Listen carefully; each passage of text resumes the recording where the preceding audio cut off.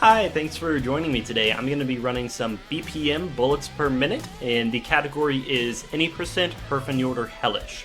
So it's an any percent run, so we're just trying to get to the end as quickly as possible, using our character here, Herfjötur, on the Hellish difficulty, which is the highest difficulty. So I'm going to explain a little bit about BPM before we jump right into it. So BPM is an FPS rhythm game. So basically what that means in this case is every action from shooting, reloading, dashing, and spells all has to be on beat with the music. And if the input isn't on beat, then it gets canceled.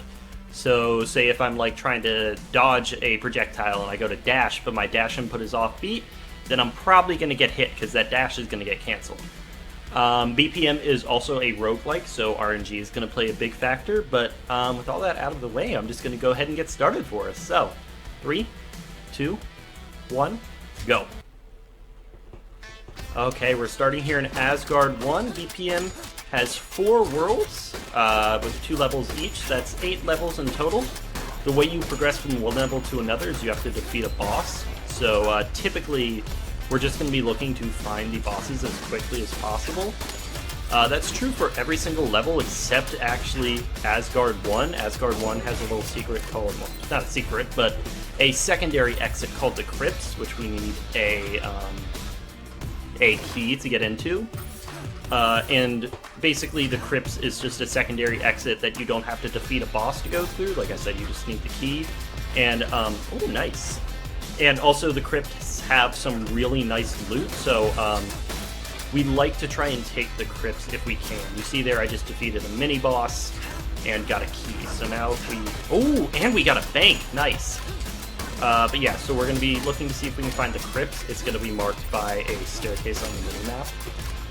We've gotten very lucky here. We found a bank, so the way the bank typically works is you can either deposit or withdraw coins. As you can see, we have a lot of coins in there already, so we're just going to withdraw a whole bunch because we need a lot of coins for the Crypts if we do find it, which I'm really hoping we do. Speaking of coins, something that's important to mention as well is our character Herfjötur. So you might notice Herfjötur doesn't have a health bar. What he has is his... Sorry. What he has is his his coin counter. So you can almost think of it as kind of like similar to some of these Sonic games. Every time I get hit, I'm going to lose half my coins, and if I'm down to 1 coin and I get hit, then I die. So this run is all about coin management. My ultimate kind of helps with that. It turns items into coins, so any item that isn't a coin in a room, like if I go into a shop, I can turn all those items into coins to kind of boost myself. We are now in the Crypts. There are 2 rooms we're looking for in the Crypts. The Well Room, which is marked by some like sparkles on the mini-map, and the Statue Room, which we have found. It's those little triangles. So the way the Statue Room is going to work, this is why I was hoping to find the bank, is because I can dump up to 50 coins into this statue, and for each coin you might notice it's adding a little tick to one of our stats. So I got very lucky there. I got most of the stats I wanted. I got max speed, damage, and ability power. It's worth mentioning, oh my gosh, and we just found the exit. I'm just going to take this, actually. So we're onto our first boss of the run here. I picked up, in Asgard 1, I picked up a helmet that's making my shots explode on impact, which is giving me even a little bit more damage.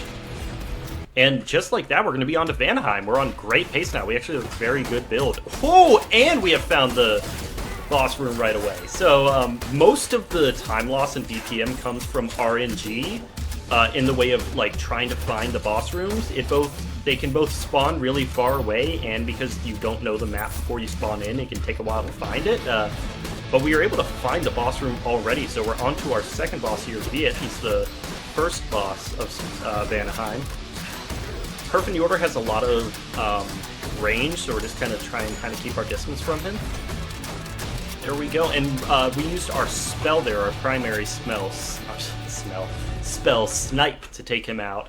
It's basically just a big energy projectile that does a bunch of damage on hit. And it also has a secondary kind of property, which is very important to us in Vanaheim 2, where we are now, which is it also does knockback to enemies. Which is important because we are going to use that to get a quick kill on the boss in Vanaheim 2 here. So the boss, their battle arena kind of has, or should say, fight arena, has a pit surrounding it, and we're going to use our snipe to knock them backwards, use the knockback, like I said, to knock the boss backwards into the pit, and they're going to fall into the pit, and that's going to be an insta-kill. But like I said, for our kind of gameplay flow is just clear every room and hope that we find the exit.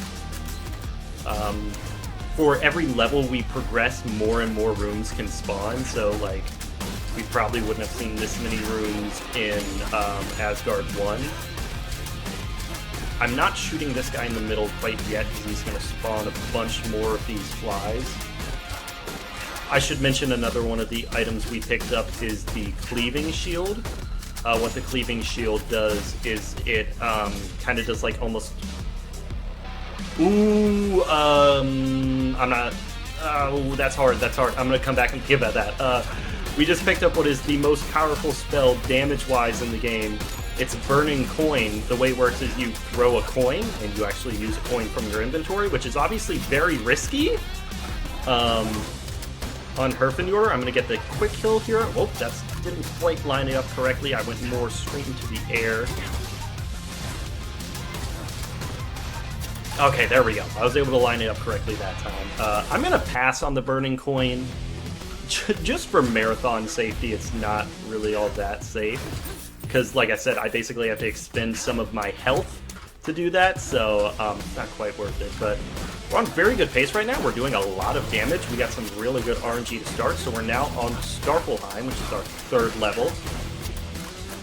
Each level, as well as being bigger than the last, also spawns with harder and harder enemies. Some of the primary enemies there are these little circle guys. They're called Clockwork Souls. The way that they work, they're kind of something that we have to plan around, because if you don't kill them in one hit, which our current weapon doesn't really have enough damage to do, then they're going to go into stasis like that, and you can't harm them when they're in stasis. So we're going to kind of hit them and then move on to another enemy and then come back and hit them again when they're out of stasis. There's a lot of kind of like micro routing that you have to do within a room, just kind of improv it. These magicians there, the one I just got rid of, they have a sweet spot on their head. They have little glowing horns, and if you can hit those horns, then it's an insta-kill. It's a little bit tricky, because it's a small target. We're on to another mini-boss here. Each level has a chance to spawn with a mini-boss, or it will spawn with a mini-boss, I should say, and every mini-boss does drop a key. But we're just going to keep on moving on here and looking for our exit. And take here, so another kind of thing about BPM is you hope to find the RNG. You hope that your spawning room doesn't have too many branching paths. Theirs are actually as 3, which isn't great, because that means we have a 1 in 3 chance of kind of guessing the right path to the boss chamber. You see, we guessed wrong twice there. And that's another thing, is like, it's not just about, oh, is the boss room close or not? You also have to kind of just take a guess as to which path is going to lead to it. And if you guess wrong, and it is just a straight up guessing game, then it's going to really be a big time loss. Like right there, we had to take like 6 or so rooms more than we would more than we needed to if we knew where the boss room was. Moving on, keep this. Moving on to another boss here. Alvis. Ooh, okay, so this is a boss modifier. Bosses have a chance to spawn with modifiers. It is a higher chance on Hellish. We have enough ticks in our ability stack, or stat, that we're able to take things out really easily with our snipe spell, but... Oh, another bank. Nice. I'm going to pick up some coins there just in case. Normally you wouldn't stop for banks other than in Asgard... Oh, wow, okay. Other than in Asgard 1. because coins aren't as important outside of that, but because this is a marathon and because it is Herfjötur, I'm going to go up to 64 just in case. It's a nice perfect square, and that means it's the least amount of coins we need to get an extra hit. We have gotten pretty lucky here again. We have found the boss room, which is great. Oh, okay. I should mention, we also, in the chest in that previous room, we picked up a gold bracelet, and that just makes it so enemies are more likely to drop coins. Like I said, Herfjötur is all about coins, so it just basically lets us get more coins, which, as you might imagine, is pretty good. Hello? Thank you. As you can see, there's a lot more coins on the ground here. This next boss is a little bit tricky. Mist Calf is probably one of the harder ones in the run, but keep an eye on his health bar whenever I hit him with Snipe.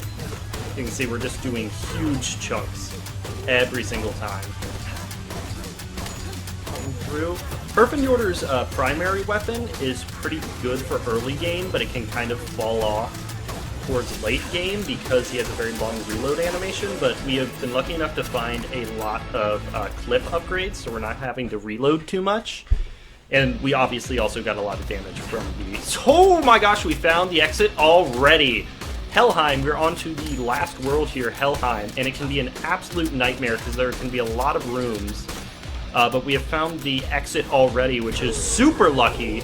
We're going to go for another quick kill here. This is one you can do on any character. You're going to try and chase us. Okay, it didn't quite work out there. But these two are going to... Oh wow, they are really not wanting to cooperate right now. They have a move where they're going to chase us like that.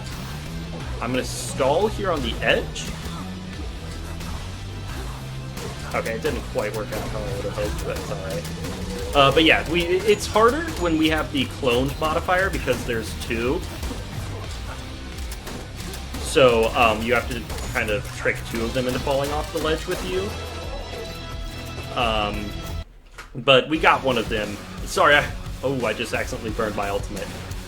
Sorry, I accidentally... I couldn't quite explain it because I was really focused on getting through that right there. Because with the cloned modifier is very, very hard. But we're actually on to our final level here, Helheim 2. We're going to be fighting our final boss, Nidhogg, in the back there. Once we clear out these three bosses, kind of a little bit of a mini boss rush,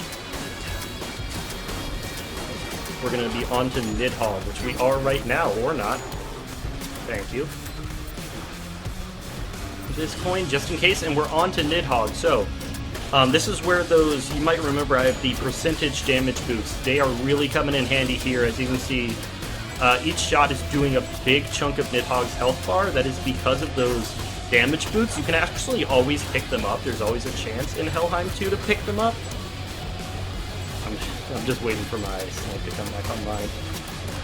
We're on to the second phase now. I'm making sure I dodge those tracking projectiles on time because they are very hard to dodge. You really have to get the timing right. But we're almost here. Okay, so final hit. Okay, time is coming up on the white screen, which is time. Nice, at 12:13. Very, very good for a no reset run. We got a lot of very good RNG, like I said, starting off with that explosive helmet and the well room in the bank really, really helped us out there. But yeah, thank you for watching, and have a nice day. Bye-bye.